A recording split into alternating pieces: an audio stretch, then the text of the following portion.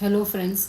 बहुत ही मीन्स कुछ और ढूंढ रही थी और बहुत ही अच्छा केस मेरे सामने आ गया, तो मैंने तुरंत ही वीडियो चालू कर दिया और बिना स्क्रिप्टेड है, मुझे जो समझ में आया है मैं आपके सामने रख रही हूँ। ये केस जो है वो 2016 का है, जो सुप्रीम कोर्ट ने डिसाइड किया है। केस का नाम है नरेंद्र वर्सेस मीना और बहुत ही दिलचस्प केस है कि सुप्रीम कोर्ट ने एक बहुत ही हिस्टोरिकल जजमेंट दिया है, ये बोल सकते हैं हम कि और जिसमें जो एलिगेशन मीन्स सुप्रीम कोर्ट ने जो है वो बहुत ही हिस्टोरिकल एडजस्टमेंट यहाँ पे बात की है। और सुप्रीम कोर्ट ने ये कहा है कि बिना किसी ठोस वजह के पति को अपने माता पिता से अलग रहने के लिए मजबूर करना। देखिए वर्ड देखिएगा कि बिना किसी ठोस वजह के पति को अपने माता पिता से अलग रहने के लिए मजबूर करना और उस पर झूठे आरोप लगाना मानसिक क्रूरता, मेंटल क्रुएलिटी है। यानी कि अगर आप देखो हिंदू मैरिज एक्ट 1955 की जो सेक्शन 13 है, जिसके अंदर डिवोर्स के जो ग्राउंड्स दिए गए हैं, उसके अंदर एक ग्राउंड जो है वो मेंटल क्रुएल्टी भी है, मेंटल क्रुएल्टी भी है, यानी कि मानसिक क्रूरता भी है। हमें लगता है कि सिर्फ वाइफ ही ये सारे ग्राउंड्स का इस्तेमाल कर सकती है, पर यहाँ पे हस्बैंड ने किया है और हस्बैंड ने जो है वो फैमिली कोर्ट में केस दायर किया और उसने अपने केस के अंदर 3 बातों का जिक्र किया। पहला, उसने कहा कि मुझे माता पिता से अलग रहने के लिए दबाव कर रहे हैं। दूसरा, उसने कहा कि मेरी वाइफ जो है वो मेरे कैरेक्टर के ऊपर झूठा आरोप लगा रही है। और तीसरा, उसने कहा कि मेरी वाइफ जो है वो बार बार मरने की, यानी कि आत्महत्या करने की, सुसाइड करने की धमकी दे रही है। तो माता पिता से अलग रहने के दबाव में कोर्ट ने ये कहा कि भारतीय समाज और संस्कृति में बेटे का अपने बूढ़े माता पिता के साथ रहना और उनकी देखभाल करना स्वाभाविक है। अगर पत्नी बिना किसी गंभीर कारण, ऐसा नहीं कि सेपरेट नहीं हो सकते हैं और सेपरेशन की मांग नहीं कर सकते हैं, पर बोलते कि बिना किसी गंभीर कारण और बिना, यानी कोई भी जेन्युइन रीज़न ना हो, उसके अलावा वो अपने पति को अपने बूढ़े माँ बाप से अलग रहने के लिए दबाव नहीं बना सकती है। और अगर वो दबाव बनाती है तो इसको पति के लिए मानसिक प्रताड़ना यानी कि मेंटल क्रुएलिटी कहा जाता है।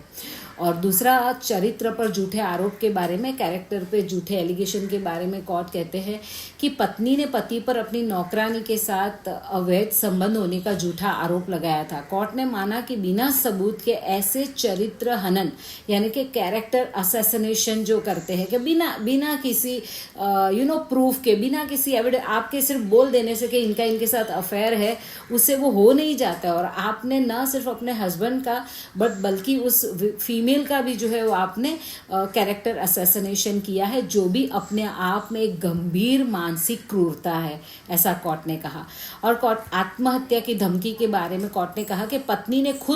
खुद पर मिट्टी का तेल डालकर आत्महत्या करने का प्रयास किया था। कोर्ट ने कहा कि ऐसी धमकियां या ऐसी कोशिशें पति को गहरी और मानसिक डर में डाल देती है। कि कोई भी वाइफ अगर पति को इस तरह से डराती है, धमकाती कि अगर आपने ऐसा कहा तो या तो मैं आप पे डोमेस्टिक वायलेंस का केस कर दूंगी, या तो मैं पुलिस में चली जाऊंगी, आपकी कंप्लेन कर दूंगी, या तो मैं आत्महत्या कर दूंगी और चिट्ठी में आपका नाम, आपके पूरे खानदान का नाम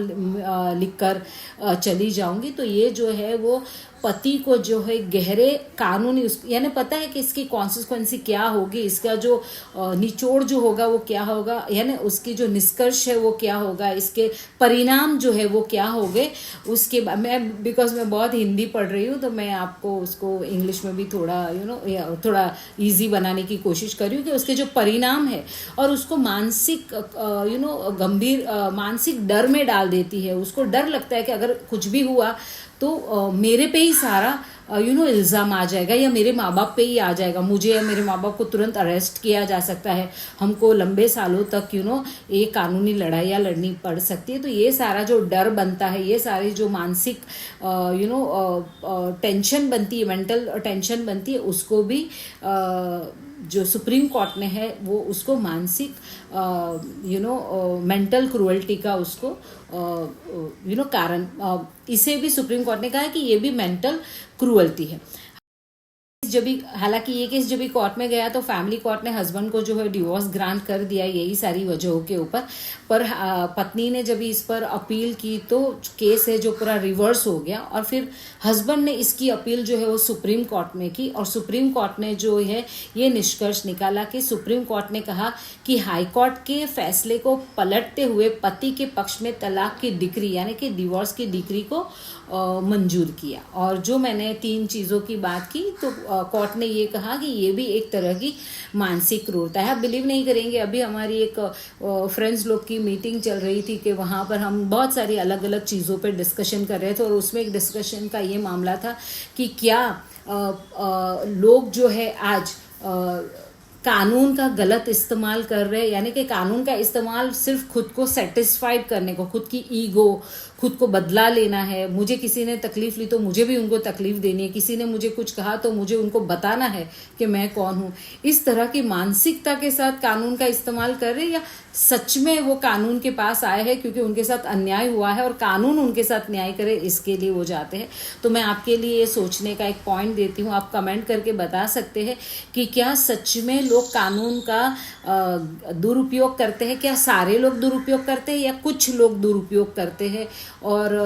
किस तरह दुरुपयोग करते हैं, बदला लेने के लिए करते हैं, किसी को दिखाने के लिए करते हैं, खुद की ईगो को सेटिस्फाइड करने के लिए करते हैं, किस लिए करते हैं, और करते भी है या नहीं करते, आप अपने जवाब दे सकते हैं। मुझे उम्मीद है आपको ये केस की डिटेल से कुछ तो इन्फॉर्मेशन मिली होगी। मैं अपना काम कर रही थी और मुझे बहुत अच्छा लगा तो मैंने तुरंत ही वीडियो चालू कर दिया। But thank you so much for watching my videos. नमस्ते।